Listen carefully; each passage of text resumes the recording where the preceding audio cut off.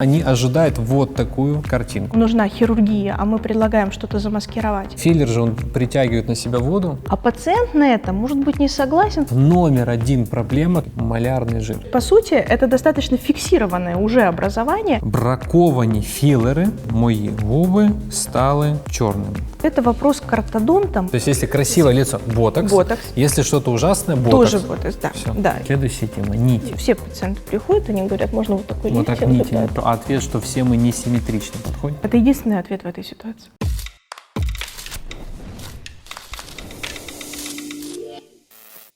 Друзья, всем привет! Сегодня у нас новый выпуск HitFakUp, и в гостях у нас дерматолог Анна Фоникова. Сегодня мы обсудим эстетические возможные осложнения в медицине. Здравствуйте, меня зовут Анна Фоникова. Я врач-дерматолог. Стаж работы 15 лет. Я основатель клиники Medical Community и обучающего центра в области эстетической медицины. Анна, здравствуйте. Спасибо Здравствуйте. большое. Наконец-то. Ну, классически. Я знаю, что вы прям специализируетесь, ну, если можно так сказать, на осложнениях. Вы любите их разбирать, любите помогать, любите выхаживать пациентов. Вот по вашему наблюдению, с каждым годом осложнений в инъекционной эстетической дерматологии больше или меньше? Конечно же, больше. Их будет больше и в абсолютном количестве, и в относительном. В абсолютном, потому что больше инъекций, больше осложнений, а в относительном у нас все меньше и меньше нативных пациентов, которые раньше никогда ничего не кололи. И мы делаем много процедур, которые одномоментно вводятся несколько видов препарата, и в том числе, которые плохо биодеградируют, которые плохо уходят. Поэтому осложнений будет больше. Хорошо. Исходя из того большого количества осложнений в вашей практике, что вы поменяли за последние 10 лет своей практики? То есть вы вот от каких-то препаратов ушли, стали их меньше использовать, какие-то методики стали меньше использовать? Могу сказать, что я практически перестала колоть носослезные борозды, потому что, как мое мнение, что рано или поздно когда-нибудь оно дотечет. И сейчас тактика вот работы с пациентами стала такой, что мы вначале обсуждаем возможность хирургии. Если они уже вот совсем-совсем не готовы, то тогда мы занимаемся аппаратными методиками и уже потом на последнем месте инъекции, именно в периорбитальной зоне. И плюс я для себя взяла золотое правило, что если я не могу растворить и моментально убрать препарат, я не буду его использовать. Угу. Ну, расскажите, почему может быть отек после введения филлера и коррекции данной зоны? С чем это связано? Ну, сама периорбитальная зона, зона вокруг глаз, она, кроме того, что очень деликатная, она имеет очень плохой лимфоотток. Это один момент. А второй момент, у нас у всех разная длина связок, и есть люди, которые рождены уже с длинной связкой, и у них будут вот мешки и более выраженная носослезная борозда изначально, с молодого возраста. Желание постоянно заполнить, то есть оно технически иногда бывает, ну, с одной стороны, вроде просто взял канюлю и заполнил, а с другой стороны, препараты могут быть самыми хорошими, но мое мнение, что это неправильный выбор пациента, неправильное его ориентирование, когда ему нужна хирургия, а мы предлагаем что-то замаскировать. А второе – это техническое введение большого количества препарата. А для этой зоны большое может быть и 0,1 мл. То есть зачастую люди видят такую картинку. Да. Им говорят, что вот для того, чтобы скорректировать зону под глазами, нужно ввести туда филлер. Да, и они ожидают вот такую картинку. Как я объясняю, филлер же он притягивает на себя воду, и он также притягивает ее и к жиру, который находится в этой зоне. Мое мнение, что периорбитальная зона, она должна быть прооперирована, ну, если пациент на это согласен. А пациент на это может быть не согласен по какой причине? Потому что ему говорят, мы сейчас кольнем, заполним, показывают картинку до и после, и пациент, конечно, соглашается. Зачем? А потом, когда приходит через месяц, два-три, говорят, что это связано с этим. Да, да. И если я знаю пациентов, которые долго ходят с этими отеками, они практически не растворяются. Она может там плавать годами. Причем отек может давать очень небольшой кусочек гиалуроновой кислоты, которым там составляет там, 0,1 на 0,1 миллиметра. Ну, то есть они могут быть очень маленькие, но отекать может довольно здорово. Мне кажется, номер один проблема, которую хотят все решить, и вот практически все самые новые аппараты рассказывают, что ее решают, это малярные мешки, малярный жир. Люди хотят его уколоть, удалить, убрать. Часто пишут, а вы удаляете малярные мешки? А вы там их убираете, и у девочек же с возрастом, особенно вот эта полоска потом резко становится видна, потом контурируют, не нравится, начинают колоть, закалывать, вводить жир. Я просто обратила внимание, скуловые грыжи, здесь как раз я всем пациентам объясняю, что это не грыжа, у нее нет ни классических грыжевых ворот, ни грыжевого содержимого. Смысл в том, что у нас есть жировой пакет, который прорезан связкой. То есть, по сути, это достаточно фиксированное уже образование, которое нашим пациентам очень не нравится. Что любят с ним делать и что нельзя делать. Да, и осложнения, которые можно получить. Наши пациенты, они вот этот малярный мешок склонны иметь, чем не иметь. Потому что, допустим, европейский тип старения, когда они все полностью высыхают, то инъецирование гиалуроновых филлеров дает хороший результат, мы наполняем и становится лучше. И существует даже точка Макгрегора, которая практически совпадает с малярным мешком. То есть для подъема скулы, я думаю, что все сталкивались с тем, что им предлагали ее уколоть рано или поздно. Вот. Если мы попадаем туда гиалуроновой кислотой в эту зону, то она будет отекать еще больше. Но часто забывают, что не только филлер может сохраняться долгое время в мягких тканях кожи. Иногда биоревитализанты, которые частично стабилизированы, или так называемые бустеры, они тоже могут замечательно плавать в этой зоне. А можете вот нарисовать, где располагается этот жир, который ошибочно воспринимают? Вот это связка, а мы жир можем нарисовать вот так. То есть, если мы говорим о том, что это за жир, это у нас щечный медиальный пакет. Который разделяется связкой, и поэтому появляется вот такой бугорок. Бугорок, то есть она его прорезает. Получается, она проходит насквозь и как бы визуально отделяет. Как забор. Как забор, да. Что еще? Применяют липолитики. Это моя отдельная любимая тема. Чаще всего липолитики что делают? Они обезвоживают эту зону, визуально происходит улучшение, через месяц-два оно все возвращается.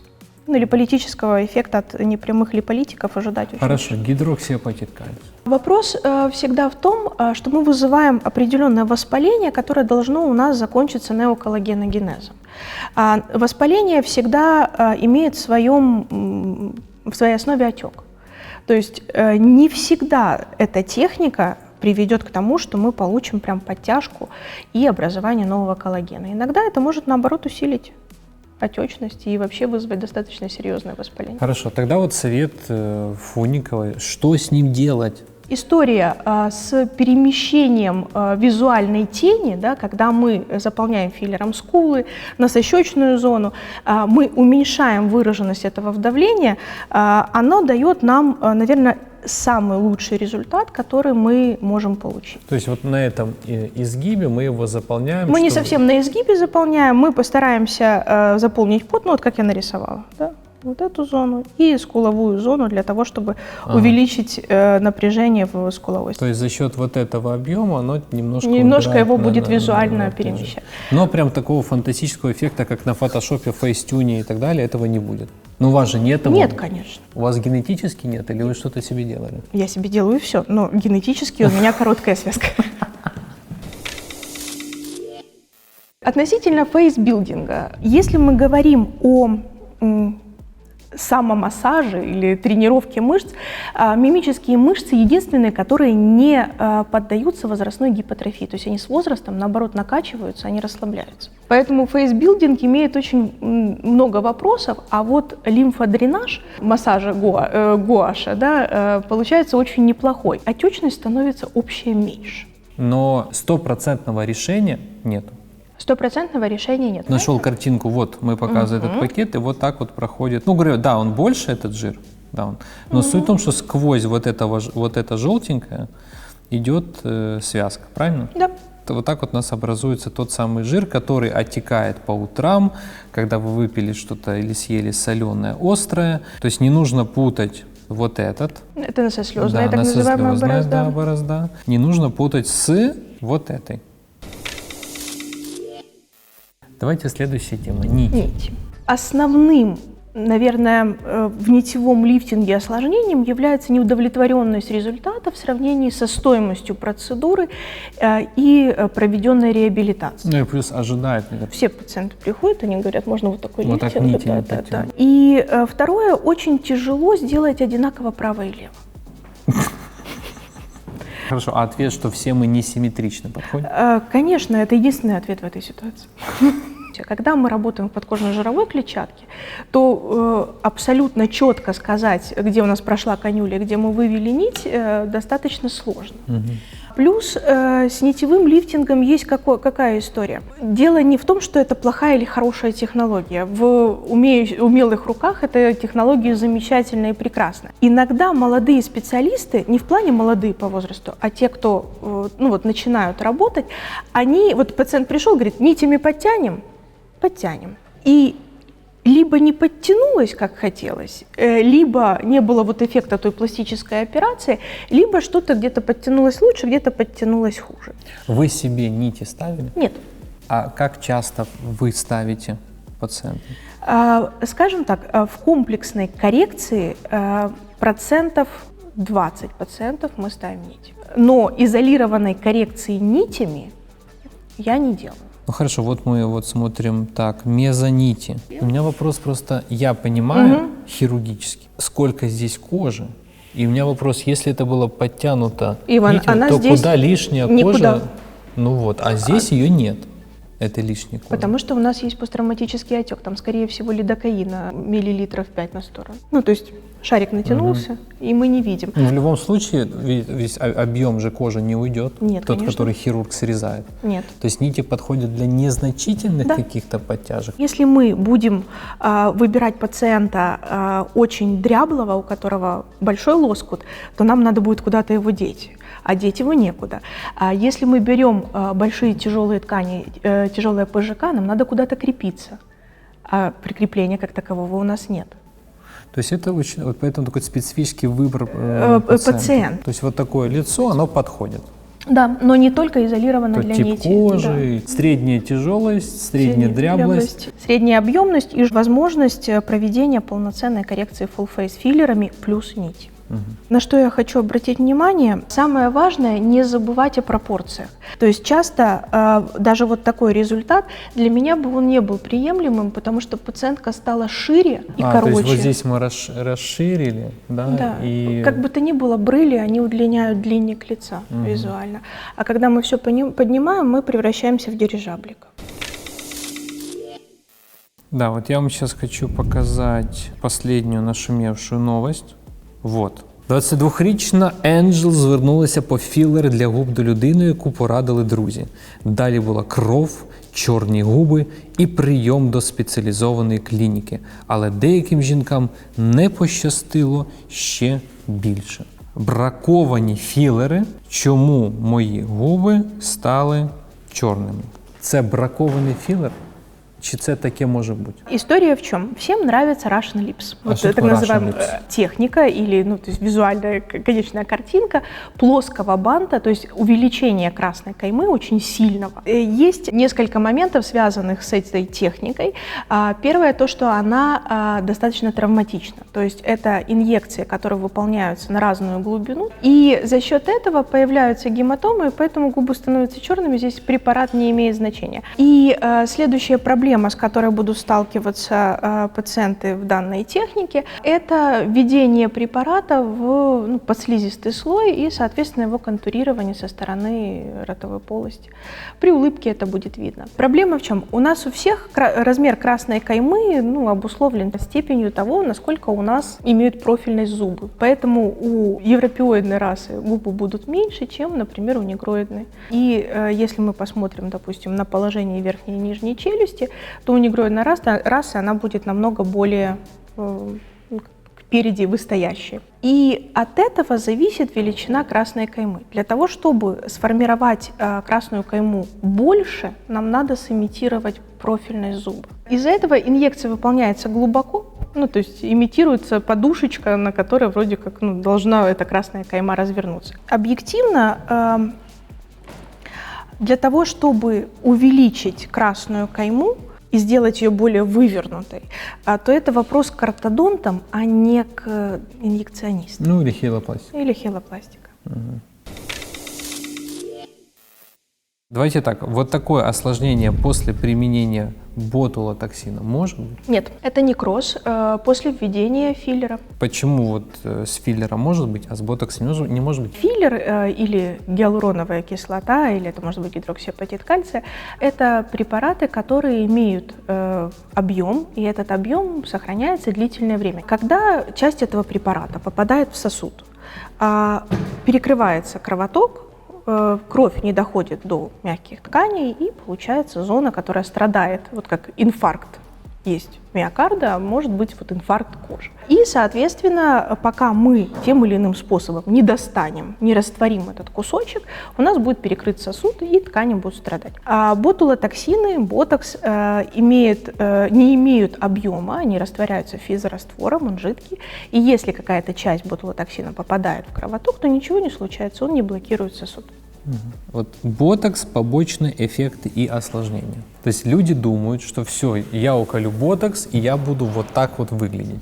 Вот на этой картинке есть ли осложнения? Вот я так понимаю, люди связывают объем губ, форму, объем скул, и вообще внешний вид лица с ботоксом. Да. Но вот если спросить человека, не связанного, который не сталкивался с эстетической медициной, и попросить назвать процедуру вот именно вот такую косметическую, он скажет ботокс. То есть если красивое лицо – ботокс, если что-то ужасное – ботокс. Тоже ботокс, да. Да. И обязательно он колется в губы, но и обязательно в скулы, в щеки. Я пациентам, которые вот очень далеки, я объясняю как. Если нам надо заполнить объем, это филлеры. А если нам надо поменять мимическую активность, то есть сделать так, чтобы мышцы сокращались меньше, то это ботулотоксин. Я бы начала с чего? Осложнения при ботулинотерапии, у них есть одна хорошая особенность. Независимо от нашего желания, они все обратимы. Рано или поздно, когда закончится действие препарата, и осложнения уйдут вместе. Тут время лечит является вот абсолютно верным решением. То есть ускорить процесс реабилитации нельзя? Вопрос в том, что с каким осложнением мы столкнулись, насколько оно портит жизнь человеку. То есть вот мы сейчас видим осложнение ботулинотерапии в виде опущения века, когда ботулотоксин попадает на мышцу, которая вот это веко поднимает. Ну, я просто нарисую, объясню, что вот есть мышца, мы, допустим, укололи сюда ботулотоксин, но за счет диффузии, потому что разводится на физрастворе, он растекся и задел ту самую мышцу. Он ее расслабил, и веко упало. Давайте так, это ошибка врача. Ранее мы работали техниками, когда мы вот инъецировали до надкосницы, то есть прям упирались в надкосницу, и ботулотоксин мог стечь, попасть именно на эту мышцу. Сейчас техники основаны на том, что мы колем прицельно в мышцу, то есть мы колем теперь в бок, и до места так называемого возможного стекания мы не попадаем. То есть техники стали более безопасны, врачи стали лучше отбирать пациентов, потому что есть пациенты, у которых есть врожденная недостаточность этой мышцы, и даже какое-то небольшое попадание на нее токсина будет закрывать. Хорошо, а вот стандартные слова, что после введения ботокса 4 часа нельзя ложиться спать, лежать. Это миф, правда. С чем это связано? Это связано с тем, что ботулотоксин разведен у нас в физрастворе, то есть он жидкий. И насколько быстро рассасывается вот эта вот жидкость, которая введена в мышцу. То есть насколько быстро она уходит, чтобы не переместить ботулотоксин. Чтобы не стечь в какую-то другую сторону. Да. То есть если подмышки уколол, то можно лечь спать? Однозначно. Оно никуда не утечет? Однозначно. В принципе, есть очень много подходов на эту тему, и многие вообще не дают никаких рекомендаций.